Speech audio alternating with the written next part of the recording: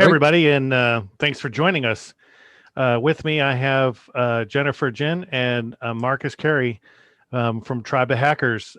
Jennifer Jin is a senior product marketing manager at Mio, and she is a publisher and author of Tribe of Hackers.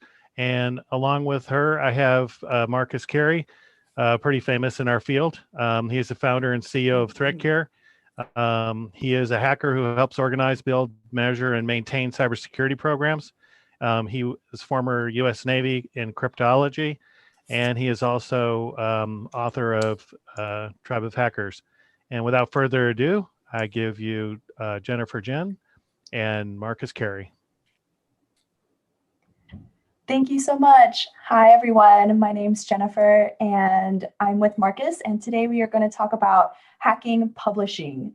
So specifically, we wanted to give this talk to encourage anyone to not be afraid of getting their ideas out there. We believe that anyone who has something to share can turn it into a book. And we are going to talk about how Tribe of Hackers came to be, the journey that it went through, and where it is today. And we'll walk you through everything that we had to go through to self-publish the book and eventually get it published under Wiley. So without further ado, let's begin. All right, so why do we want to write a book? I believe, so the journey for Tribe of Hackers for me started when I first joined ThreatCare in 2018, I believe, or no, 2018, something like that. It's been so long, but I remember it was the first week of my work ever. It was my first week ever, and so Marcus took me aside and he just said, "I want to write a book." And I did not know what to think of it at the time. I was just going to go along with whatever. I was like, "Yep, Marcus is the CEO. I'm just going to do whatever he tells me to do." So that's kind of my my first kind of exposure to Tribe of Hackers. But Marcus, why don't you talk about how you came up with that? Yeah, I think if I remember correctly, I do remember this. I think you came on in 2018. It's pretty much after I read the book, and we'll get into all that stuff in a little bit in a second ago.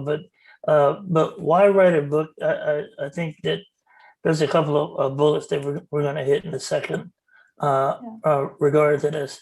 But pretty much, I think writing a book is an opportunity to leave it all on the field per se, because when you're gone, I think you should leave behind stuff that people can use, and you gotta leave some kind of legacy behind. You know, so you're gonna leave something with your kids and all that stuff. But I think in our sector, in our industry, there's definitely an opportunity to leave it all on the field and contribute to our new field. Our field is only 30 years old at the maximum. I probably believe as a cybersecurity industry is about 30 years old. So it's a relatively new field. And, why not leave something behind for the people that are coming up after us? And another thing I do believe that everyone has a book in them as well. Everybody has a book in them. And I know, like, everybody, and we talk about this all the time, we talk about superpowers and what is your superpower? And I believe that if you just have to understand what your superpower is. Sometimes you don't know what it is. Sometimes people have to tell you what your superpower is.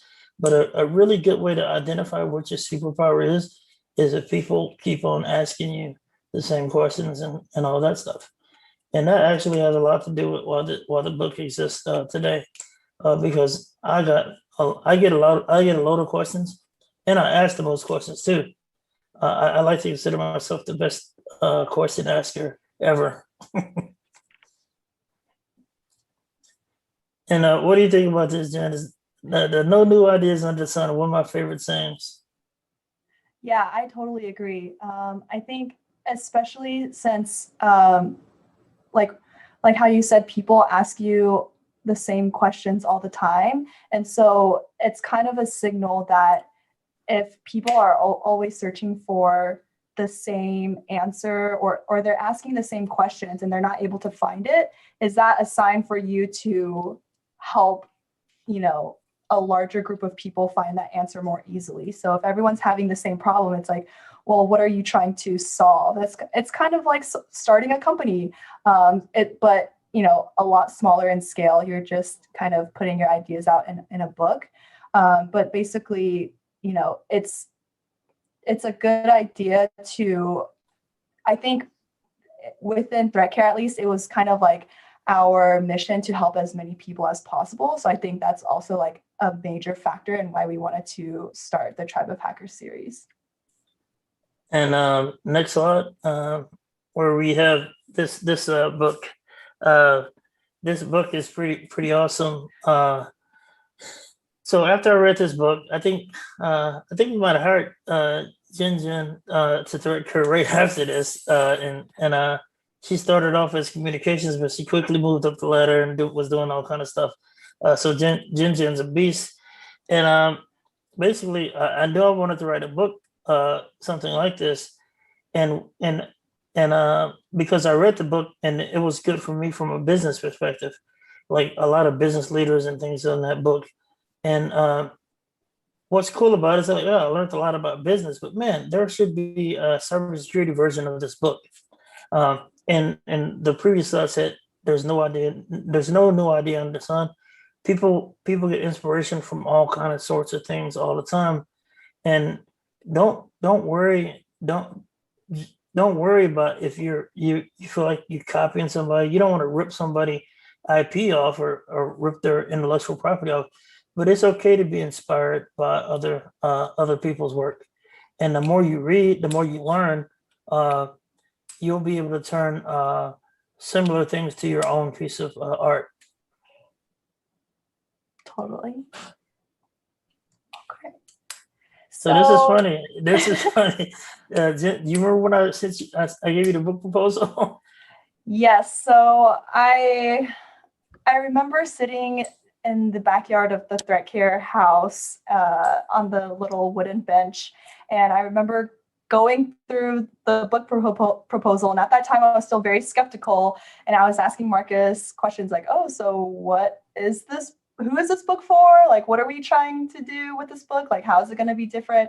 And so we had to ask ourselves and make sure we were confident in all of these answers before we could kind of move forward with the project. And so before anyone kind of goes on this book publishing journey, it's really good to think about the following kind of checklist, just to make sure you know exactly where you are and where you fit into the space, so that there will be an audience for you once you do publish. And a little bit the backstory is at this point I'm running a company. I was like, man, there needs to be a book on this. And like what I did is I created a book proposal, and because my English is terrible, I usually get somebody at my company to review my chicken scratch, and so good feedback. But unfortunately, the proposal I did wasn't accepted by anyone. But I think it was a good proposal. But a lot of publishers will say their cop out is we don't accept unsolicited materials and whatnot. And one gave me feedback and said they didn't think I could do the book. It would require too much coordination. I said, well, what I'll do is I'll get people that work with me, some of my team, to help coordinate, because basically they said that there was, there's no way you're going to be able to coordinate all these people, all these interviews, and get them into a book. There's no way that you're going to do that. We've tried this before. It doesn't work. So then I was like, okay, I got somebody who can coordinate this. And so enter Jen, enter Jen. Yeah, challenge accepted, pretty much. All right, so we're going to introduce a website here called Readsy. For those of you who don't know, you can just head over to readsy.com, and their website is amazing. They're built entirely for self-publishers, and we use this website a lot on our self-publishing journey. But if you do want to see their complete guide on how to write a really intentional and thoughtful book proposal, we do really recommend going to this website. And I think Marcus told me that every time someone asks him how to write a book proposal, he sends them to this website as well. Absolutely. And what's really cool about that, if you don't have time to read TLDR, go down and there's a really good YouTube video that's going to show you, it's going to break it down to you. It's an author. And these are the 7 steps. I mean, you can see the 7 steps that a proposal has. I did that originally. My sample chapter, funny enough, was the first chapter in Tribal Hackers. The sample chapter was me answering the questions. And actually, I might have got some more in there, but I definitely think it was probably, I did this. I said the marketing plan was, to do podcasts and go on Twitter and promote it. From a corporate perspective, we could promote it, and no publisher accepted it. So key moment here. If just you do all the right stuff, you're still not accepted. Don't stop there. Yeah, and I want to also mention something. So when we were talking about the target audience and the marketing plan and competitive titles, it's really important to just be convicted and confident in who your book is for. So like Marcus mentioned, you might be rejected by every person that you reach out to, by every publishing company. But if you know at the bottom of your heart that this book is written for a specific purpose, just keep going. Like, don't let any of that stop you, because we were really confident that Tribe of Hackers is going to help people who are just starting out in the industry, or people who are still learning or on their path. And we want to encourage more people to join the cybersecurity community. And that was like our mantra, that I just remember thinking that over and over in my head, like, this is what we're doing it for. And kind of just reinforcing that just helped both of us like push it, like keep going, and eventually self-publish it. So don't worry if you're rejected. Yeah, keep on going. Like Jen said, this is and the reason why I'm really happy to do this talk today and share this information is because a lot of people want to know how's it done. And so we're going to give you 3 different things here. We're going to talk about how you self-publish with help, because of course, since I was a CEO of a company, I could say, hey, we're allocating a budget for this. So we did it. Yeah. So some of y'all won't have a budget. So we actually had talked about, I've actually self-published a couple of children's books. It's going to be at the end. We're going to go over that. And we're also going to go on like working with contractors, because some of you might be able to have the finances. Some of you may have your own means to pay for that. So we're going to go through all of it. And we're going to go through a little bit about working with a publisher like Wiley. All right. Cool. So first up, we're going to talk about contractors and self-publishing. So this is the exact route that the original Tribe of Hackers book went through. So like I mentioned, Reedsy is a really, really great website for people who are interested in self-publishing. You can hire freelancers directly from their site. So you'll see you can hire editors, designers, publicists, etc. And so at this stage in the timeline, I had a giant Word document of everyone's interviews. So the answers to the questions. And I had done very light editing. It wasn't great, but I knew it needed that professional editor to go through and make sure all of the commas were in the right place, the grammar, the sentence structure, because this was going to be a book. And if I'm going to put my name on it, it got to be a good book. So I wanted it to have a lot of eyes over it. So I went on the Reedsy website, and specifically we hired an editor / proofreader, and then we also hired a designer. So the first contractor that I hired was Sarah. She was really great to work with. And basically you write a brief of what the project entails. So I talked a little bit about Tribe of Hackers, the state of the Word document, when we wanted the final product to be completed. And you can see here that they reply with their scope of work. They are very upfront about their costs. So she projected that it would be $1,425 for up to 95,000 words. Additional words would be 1.5 cents per word. So everything is like laid out for you. And I forgot to mention this earlier, but editing is different than proofreading. So editing is when you go in and do very intense like grammar and sentence structure, kind of making it all perfect. And then proofreading is just a very light pass through. It's kind of like the final step before you hand it off to the next stage. So we kind of needed both, because at that time I was just copy pasting people's answers into a Word document. And the combination of that, and so as you know, the project went like, we came up with questions, we sent all those questions out to the contributors. Shout out to all the contributors that made this happen. With the contributors, I mean, there would be terms that Jen maybe didn't understand. She's working at a cybersecurity company, and that's all our vernacular. But sometimes there will be acronyms or stuff like that. So we kind of have to go over all that stuff a couple of times. When on the intake, and then when you give it to somebody that doesn't outside, there's like this contractor, like, what does this even mean? So it's like we have this whole different language in cybersecurity.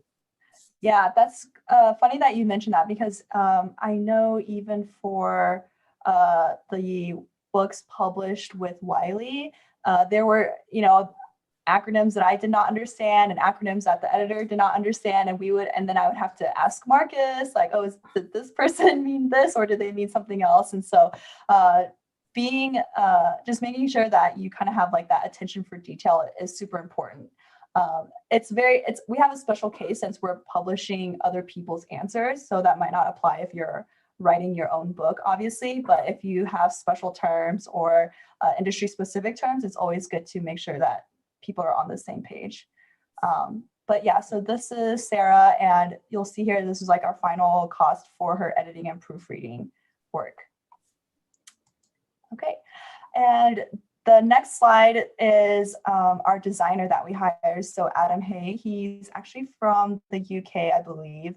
And we gave him a brief, just like we gave Sarah. And we said, we want, the Tribe of Mentors, that was our inspiration. And we sent him a couple examples of the style that we wanted it to be in. And we also had to make sure that he knew he was designing the inside of the book as well. So the chapter header with the headshot of the person, their name, their biography. So there's all of these pieces that needed to be designed, including the cover and the back page or the back cover. So it's a lot, but we worked really closely with Adam.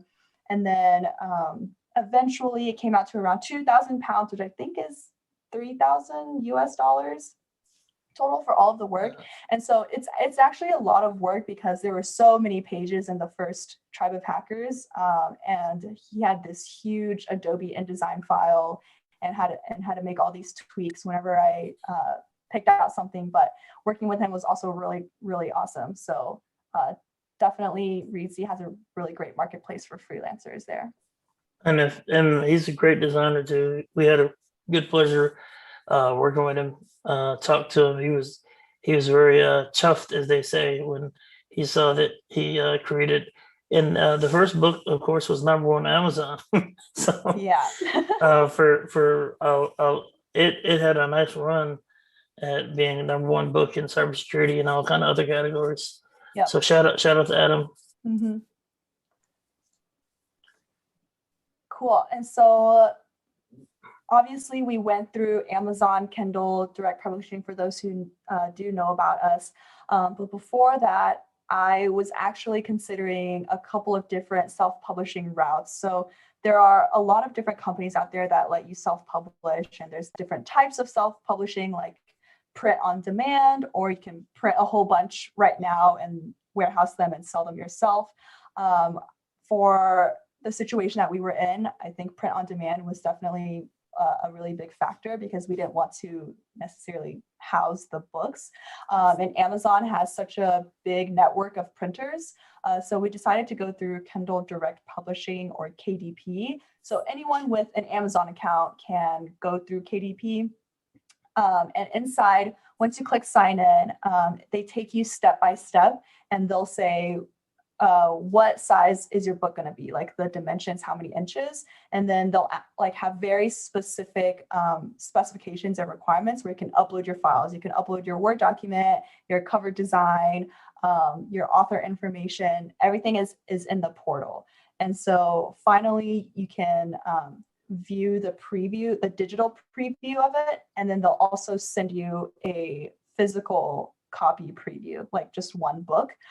So once that one book came, and we saw that, oh, maybe the cover needs to be adjusted here, or if there's any tweaks, you make that in the KDP dashboard, and then you publish it. And it's literally just a click of a button after taking all those steps. It's a scary click of a button, but everything is in here.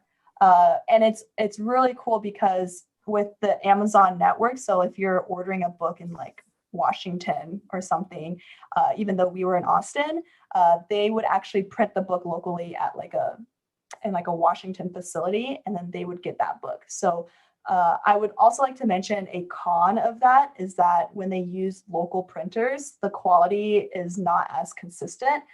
So there could be some people who get books with like the ink is like too thick, or the pages are so and so. Like you'll notice like these little tiny issues that might come up, but that's just how it is with how they're distributed printer network. And I think most publishers are using the same, the same distribution channels that we use. To be honest with you, because that's just the way the industry has changed, where most of the publishers are doing print on demand as well. To be honest with you, because nobody wants to have that inventory. Nobody wants to have all those books sitting in a warehouse. And plus, like, you don't know. I mean, even though we were confident and we thought it was dope, you never know if it's going to sell or not. Yep. And that was it. With the click of a button, we had our Tribe of Hackers book live on Amazon, and it is a really weird feeling seeing something that you created on an Amazon page. But this is our cover design. So a little story on this graphic with the hand. So I actually found this somewhere on the internet, and I hunted down the original graphic design artist, and I emailed her and I pleaded. I was like, we're trying to write this amazing book and do amazing things, and this is our mission. Could we please use your graphic design on our cover? And so, obviously if you're going to use someone else's graphic, please ask for permission and pay them. So we did pay for the right to use this design on our cover and on the stickers. And so shout out to this designer, because this is where it all started. Yeah, the cover was dope. It's OG. Thanks to all the day ones that bought the OG version. Awesome. So now we're going to talk a little bit about working with actual publishers. This was kind of our journey after we self-published the book. Yeah, so the book went absolutely viral. We did an RSA booth, and in the booth, one of the things where we were given a giveaway of the book. That was crazy. People absolutely was dying, loving the book. People was dying to get it. That was a great interaction with people. And while I was there, funny enough, Adam Shostak, who is a pretty popular hacker guy, security professional, used to work for Microsoft. I think he's doing his own thing now. But he wrote while he produced the Microsoft threat hunting book, I believe. And he walked up to the booth and he said, "Hey man, you self-published." And he's like, "I can introduce you to the acquisitions person at Wiley." And I'm like, "All right, cool." And he gave me, I don't know, he gave me the information somehow, and I hit up and I followed up on it. funny enough, and I'll talk about this in a second, is actually by this time I had another person that in my network that reached out and gave me introduced me to an agent, because remember the whole thing is like most publishers, they, even if you submit it to their submission process, they can still like ghost you, or oh, we're not they'll it's kind of crazy working with publishers. But Wiley's been fantastic, and Wiley, funny enough, has actually produced a couple of more books from the Tribe of Hackers contributors as well. Tanya, she has Purple. She just got a book out by Wiley. That was a result of being Tribe of Hackers. My man Phil Wiley, he just got got a book out, and the books are doing freaking amazing too, by the way. And so working with, it's funny how that works, is like the community keeps on looking. Adam looked out for me, got us with Wiley by some people being in Tribe of Hackers books, that got them into the door to do books as well. So it's pretty cool that's been happening, and yeah, that's what shout out to Wiley for getting a relationship with us. Yeah, absolutely. So O'Reilly, they're big time are looking for content producers. Content being they're looking for people to do training. If you have any skills and you want to do training, O'Reilly is really looking for people, and they're looking for people to do books. They're really looking up. No starch. They're legends in the game. This is their submission process. So if you're watching this, pause it, go to the site. But remember, do that book proposal, and then that book proposal is good enough to send to any of them. Plus the book proposal, even if you have to submit a form, that book proposal that we recommended from Reezy, well, you'll have all the information that you need to put in any form. Mm-hmm. And Elsevier, they also put up publish. These are the 4 people I mentioned here are the most likely to publish your book from a publisher standpoint. There are other publishers out there, other training type people, but if you want to get published by like an official publisher, these are the 4 best to try to. And they have a submission process. A good way again is using your network and seeing if you have somebody in your network. We talk about that. We're going to talk about that a lot to come. But yeah, that was cool. Getting an agent. This piece was super funny. I always encourage people to ask questions. I ask so many questions, and I just ask questions even on Twitter. I ask a lot of questions. Sometimes I ask questions that aren't necessarily for me, but I'm from the South. I'm from Texas, so we always have these country sayings. This is a country saying: "A closed mouth won't get fed." That means if you don't ask for something, you're not going to get something. So I just asked one day on Twitter, "Hey, I need a literary agent," but this was after I published the book, and the book is going viral. And it's like, "Hey, I need a literary agent," and then somebody said, "Oh, here's somebody DM'd me their literary agent." So like, this is dope. So basically, and I tell people a lot about this. So even though you get rejected and all that stuff, if you work on stuff by your own, this is books, this is life in general. What I've noticed is if you put in some work, doors will start opening for you. All right, people are gonna start helping you out, and you're gonna get opportunities by doing it, even if it's jacked up. Even it don't have to be the best looking thing in the world, but sometimes if you're if you're moving in the right direction, then if I would have said I wanted a literary agent, 5 years ago, probably nobody would have said something. But after you have a viral book that's trending and people don't, and it's popular, ask the same question, and you get more results. So never be afraid to ask questions. It's my rant over. Oh, cool. So now we're going to talk about marketing the book. So people who have heard of Tribe of Hackers may have heard about it through a wide variety of channels, but we'll talk about how we got the book there. This is true. This is there's another country saying. Sometimes it's better be lucky than good. You got to put the stuff out there, and sometimes you don't know if it's going to go viral. You don't know if some of the steps you're going to take. A famous marketing saying, one of the most famous marketing saying is, "Half my marketing is working. I just don't know which half." So marketing is always a gamble. Yeah, and I work in marketing, so I can definitely relate to that. So when you're thinking about publishing your book, before everything is going to go live, think of creative ways to leverage your existing network. So obviously, when I worked at ThreatCare, I had zero network. ThreatCare was my first, what I call my first big girl job, my first actual job into like my step into my career. But I did know that Marcus had a huge network.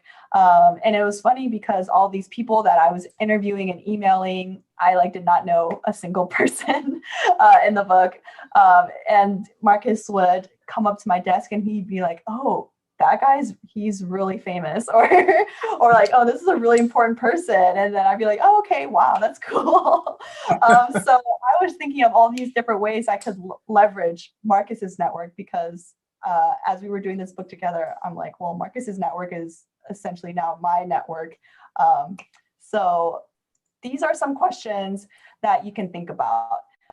What is the cost to read your book? So this is very interesting because when Tribe of Hackers was first launched, I think Marcus called me either the night before or the morning of, and he said, "Let's give out the PDF for free." And at that point, we had been working on it for a couple months. We hired all the contractors. It was done. It was like I had the full book, and then I just remember being on the phone, and I was like, "Oh, okay."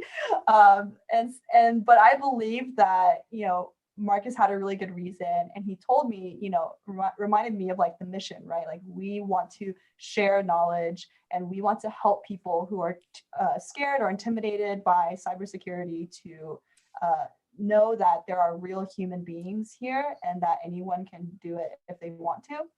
And so we made the quote unquote cost to read the very first book PDF for free, and it was only just an email. I think all we wanted was an email subscription to the ThreatCare newsletter, and you can get the whole book. So what was funny about that is we had people sending us violent emails or communicating with us violently by every social media opportunity. I mean, multiple different ways complaining about that. Yes. Yeah. So I think about that sometimes still to this day, but I remember posting. They were complaining because we asked for their email address. Yeah, they're like, "Oh, sell my soul with my email? No way! Like you can keep your book." I don't know. They were saying some crazy things, and I was like, "Okay, well." I think for those people who were like really, really upset, I ended up just sending it to them. Like I just sent them the file because I kind of wanted to just, get on their good side. I if they can find value from the book, then my job here is done. So, no hard feelings there. But there were a couple haters in the early days for sure. There's haters now. Yeah.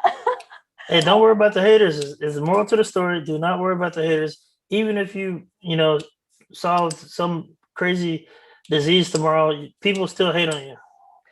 And I agree. I think the mentality that I had throughout that was those haters or like the negative comments, they actually encouraged me to work even harder and to prove them wrong. And I know Marcus's personality, he doesn't ever really get salty or he doesn't ever let the haters get to him. And I really admire that about him. So whenever there were people like saying negative things, we would just try to be nice to them. Like we would be even nicer to the haters, and it would kind of like disarm them, and they'd be like, what? Like, why are you being so nice to me after that like ugly worded email? And so that's kind of like how that changed a lot about how I saw haters online. Just kind of like tangentially dived into a life lesson there.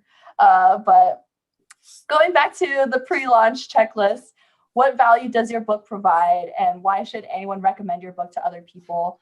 Obviously, like our book is just a collection of stories and experiences from other people. And it's, as Marcus mentioned, people were asking him these same questions over and over again at conferences, and condensing all of that down while asking a lot of great cybersecurity professionals. That was the value that we wanted to provide. And, we wanted to make that accessible to everyone. And very lastly, what will you do to get people excited for the launch? So we, hyped it up. We had, tweets about we had quotes from the book tweeted out. We did a preview of the table of contents. This was a little bit after, but we sent free copies to a lot of different organizations. So think of different ways, think outside of the box to get people excited about your book and different ways other than just reading the book itself. Yeah, and also I want to encourage you, don't worry so much about people. It's easy to get wrapped up into worrying about how stuff is going to look. Even on the left here, you see that we give these books away. Chris Sanders is an amazing dude doing amazing work, and so I'm not sometimes I've been accused of talking about the good stuff that I do from people. People are, why are you doing good stuff, or why are you talking about it? And I'll tell you why I do it.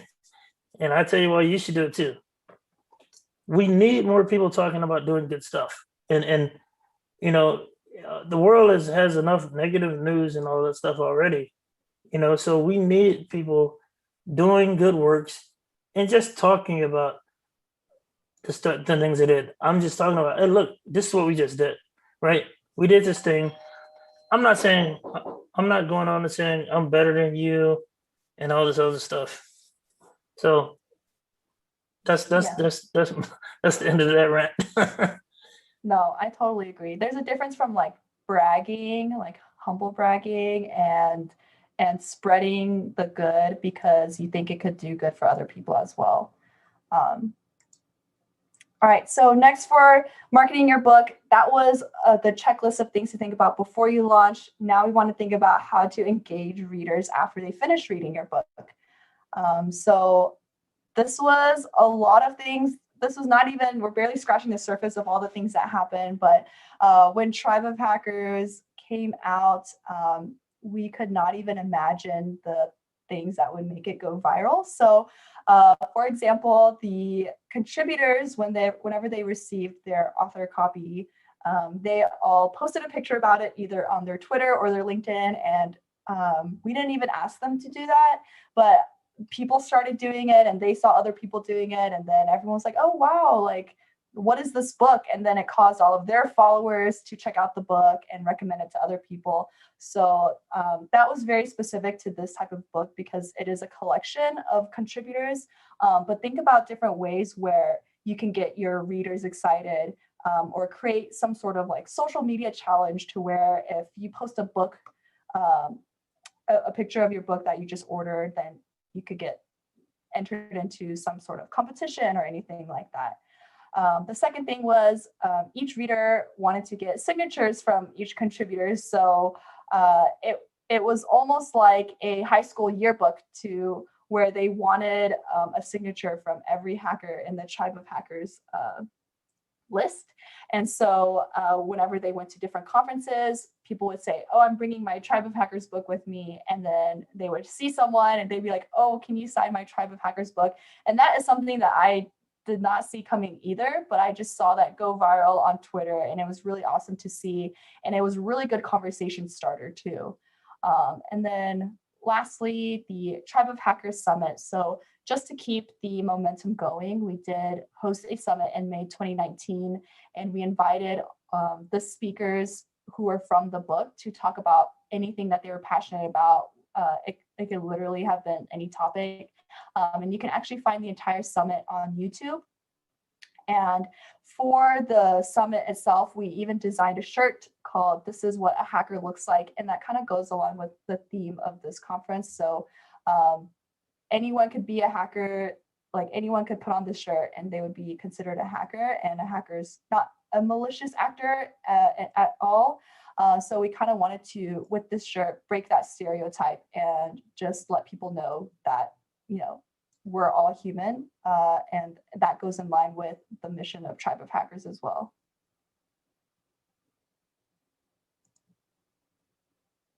All right. Oh, Marcus, I think you're muted. Yeah. So one of the things is like, if you can combine, sometimes if you can combine those things that you're passionate about with helping people out, that's what I try to figure out as far as big picture. Like, how do you do a project that can help people around you? And actually, you know, the whole thing about, you know, my company that you know, Threat Care and the company that we always are trying to help people. My mission, my personal mission, if anybody knows me, is like, I want to be a blessing to everybody that I interact with. And I was like, that was the mission of Threat Care too, is how do we help everybody out? And that's what I like. When you help, when you do good stuff happen to you. Some people call it karma. You know, some people say the universe or whatever you say it is. Consistently do good stuff. And by doing that, by doing the company and operating the company, we were able to raise from the proceeds. We were able to raise thousands of dollars for charities that wouldn't have been able to get that money. We had interns. We had three high school students intern for the whole summer, or 8 weeks or something like that. It was an 8 week. We sponsored hackathons. These were our interns. Three of them were high school students. One of them was a college student. But sponsoring hackathons, hiring the kids from the hackathons, and doing things of that nature. So we literally, small company, but we kind of put our money where our mouth is as far as helping out and doing good. And that was a great experience.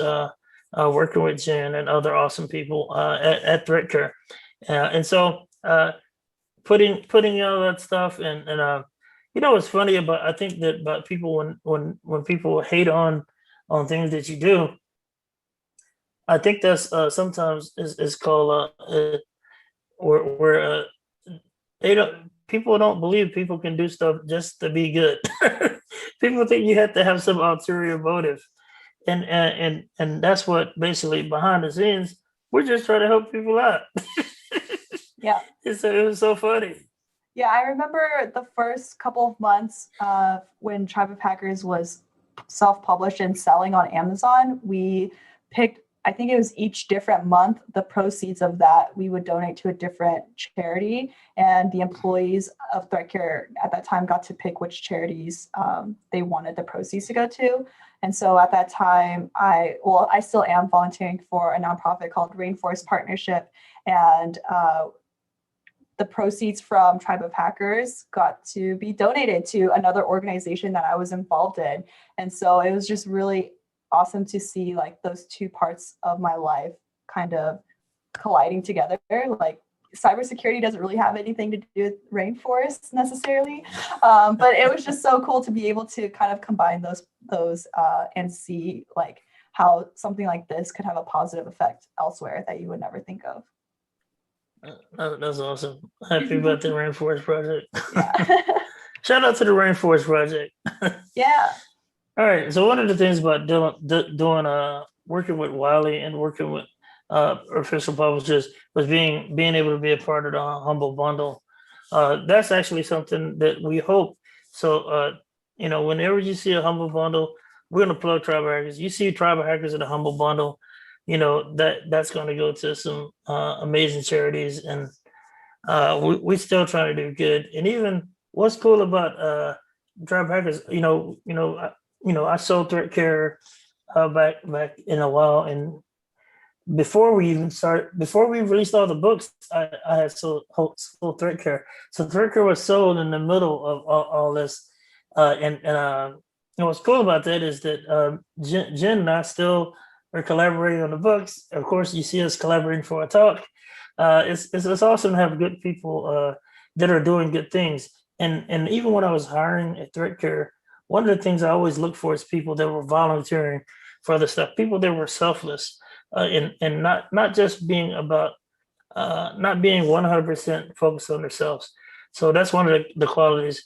So anyway, like I said, Humble Bundle, they're doing great work, and I'm glad that our books are part of that program. So we're still able to give and help out through the Humble Bundle program.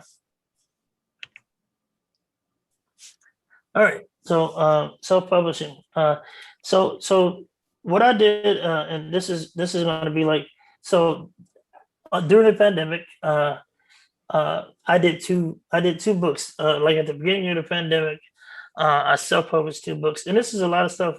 I learned a lot from Jen, and basically, what I did is like, all right, cool. Let me. At first, I wanted to do a kids book. I've always had this. Remember, I say you got to leave it all on the field. So now I'm a published author. Got 4 books under a real publisher. I have an agent that's still. What the cool thing about an agent is, the agent just will pitch any idea you have. It's pretty dope, and it's nothing special except they know how to. They can pitch your concept to anybody. So I'll be doing more books as well, because I do have an agent, and the agent can go can pitch other books to any publisher right now, and that's pretty cool. But but everything that you come up with is not going to get published. And I've sent stuff to my agent, and my agent is like, well, it'll take this long, because they know. So I want to do a children's book, and they said, oh, we love the concept, and my agent, the publisher, Wiley, I can call him directly, and all children's books aren't that popular, and from an economic standpoint, we've tried children's books for technology, it doesn't work.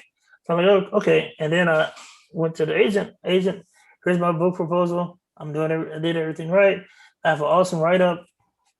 No, well, it takes too long for it. It would, if even if I got this children's book published, it would be a year and a half before it come out. And if Jen, you know me, can I wait a year and a half for something? So I was like, let me try to do it myself. And so what I end up doing is I end up next slide. So this is funny, because information wants to be free is something we hear all the time in the open source community, in the cybersecurity community, the hacker community. This is a popular saying. But when I think of information is free, I think information wants to be out of my head. Like I said, I want to leave it all on the field. That's my mantra. I encourage all of y'all to, if you have an idea, if you think somebody needs to, if you're confident that you need to get it out your head, because that information, it wants to be free out of my head. Next slide. So this is funny. So I couldn't find, when I was growing up, I was talented at drawing, and I still think I'm kind of a creative. How are my creative skills, Jen? I think they're better than mine. They're absolutely amazing. Actually, I think Marcus designed the slides, not me. So, but this guy, this is a beast of a man here. This guy does children's books with PowerPoint. he and I'm like, wow, this dude did it with PowerPoint. And I have the Adobe Creative Cloud thing, account. And I know from the process of working with a publisher, well, they use Adobe Creative Cloud. But this dude, he did everything, and he did a children's book in PowerPoint. And you can even do a children's book in a Google Docs. And I'm like, wow, you can actually do this stuff. So the bar to being able to publish your information is low. So you just have to get out there and get it done. So after, I mean, I swear, I looked at this thing, like this guy can do it with PowerPoint. I go on Amazon, I see his book, I'm like, this is crazy. So I'm gonna do a children. I gotta get these children's books done because one of the questions, and next slide, Jen, this book was done because uh, my superpower was, I mean, just by luck, my son's a developer, but my son's been coding since he's like 11. Uh, and he, when he's 15, he had like 4 or 5 apps in the iPhone store. He started working full time for Rapid7 when he was 17, which is a cybersecurity company y'all know of. And so people always ask me, how did your son know how to do this? Blah, blah, blah, blah. How did you teach your son this? And I was like, well, I taught him how to solve problems with code when he was young. So I was like, I want to create a book that allows somebody to have the conversation to get their kids thinking how code works. So I did this book, and that's an example of like the process that I said. I want to leave it all on the field. I mean, if people keep on asking me this must be a superpower that I have that I need to share.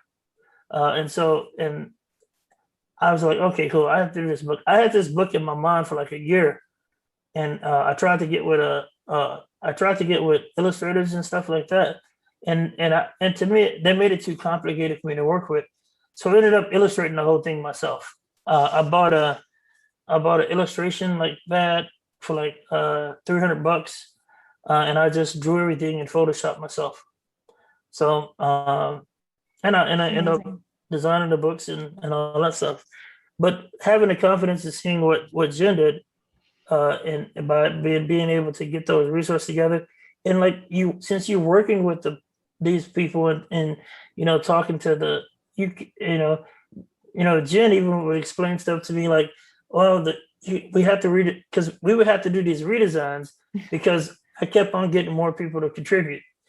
And she's like, oh, that's adding pages. We have to draw the cover. So we so we went through all this stuff. Adding pages made the spine thicker, so we would have to redesign the graphic to match the dimensions. Yeah, so I learned all this stuff. From Jen taught me all this stuff. So she's a master researcher, and then I was like, okay, cool. And so by the time I was like, all right, I know everything.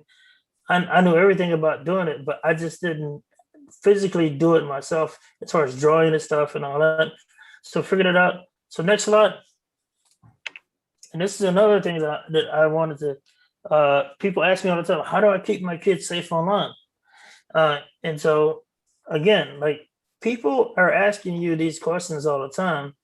Like my man, Phil Wiley, he did the book on how to become a penetration tester, because that's part of his life is he's always helping people become pen testers. So put your superpower, put what you do, and put it into a blog, a YouTube channel.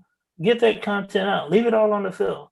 You know what I'm saying? Like so my motto, and this is my other motto, I want to be blessing everybody that I interact with. And the other one is I want to dang it. It just slipped me. I'm getting old. It'll come back. But next slide. Oh, I think. Yep, that's how to find us. That's the last slide. So Yep. so that's Jennifer Jen is her real name. I call her Jen all the time. I forgot to put your Twitter handle there. Forgive me, Jen. No worries. It's the same. It's Jen_Jen. Yeah. All right, cool. But yeah, so that's cool. And like I said, keep it so network. Even though me and Jen don't work together anymore, we're still able to collaborate, and we'll be friends forever. Possibly work together in the future. Who knows? But just keep that network tight, and and just be a blessing to everybody, and then they're going to be a blessing right back. Thanks, Jen, for everything you've done with this series. Yeah, thank you.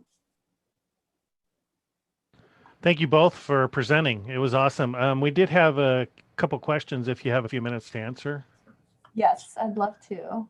Okay. One of them was, if you were to do it again, and you should, but you obviously are, what would you do differently? Each one of you. Is there some kind of crazy mistake that we made, Jen? Crazy mistake. I don't think there was a crazy mistake necessarily. I think one thing that I wish I did differently, if I could do it over, was engaging with the book contributors more. I think, especially in the beginning, it was like this weird project that no one had ever heard of. And we asked, Marcus's network, like, hey, can you answer like these 12 questions for us and just like send it back to us and we'll potentially put you in a book.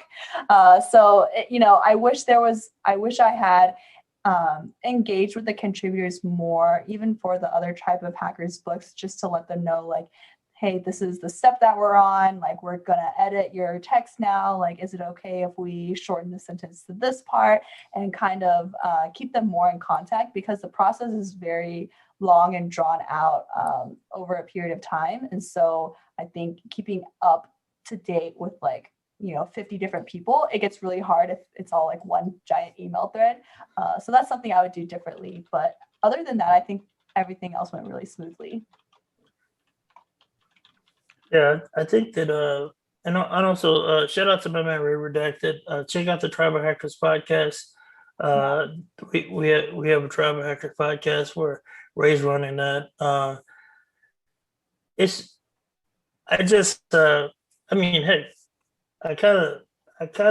I want to produce more content related to Tribal Hackers, and the books and other stuff. We do have a podcast. I think there's an opportunity to do so many things. We have a nice following of people that really love what we're doing and love the brand. Look for more events and things of that nature. So I don't think we're done. I don't think we're done yet. But I wish we would have been able to do more already, though. That's awesome.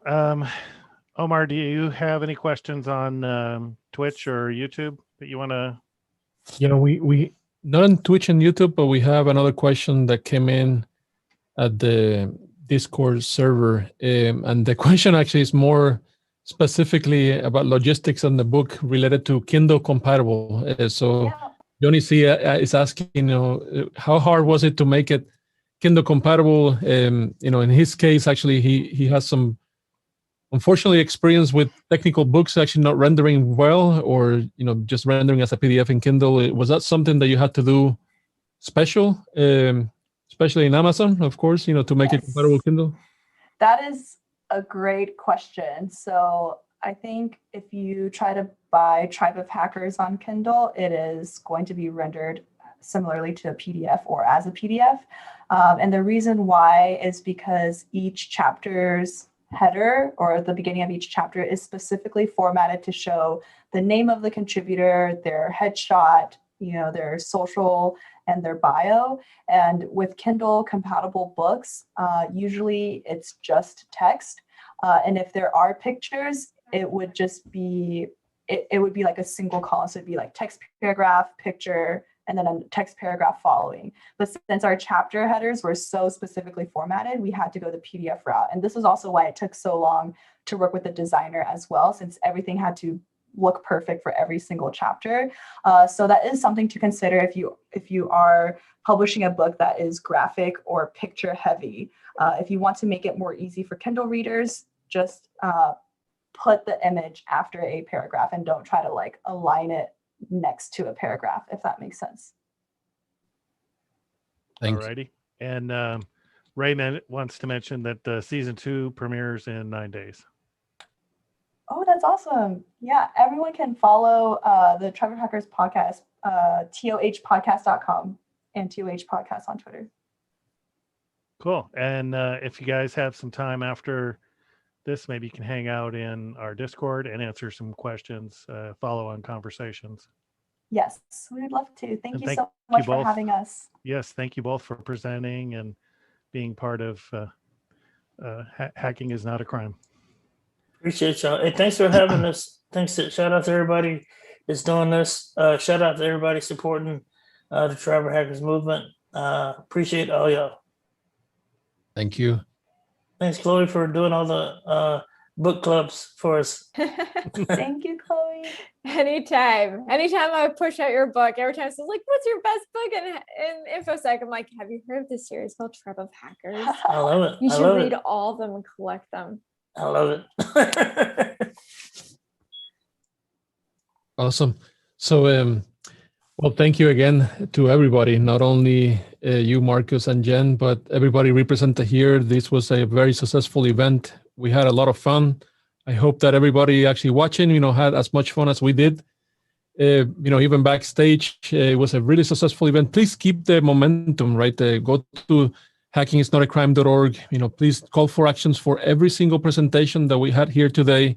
Had a call to actions for all of us, whether you're a security researcher, just learning InfoSec or cybersecurity right now, or actually just have a passion and very well recognized in the industry.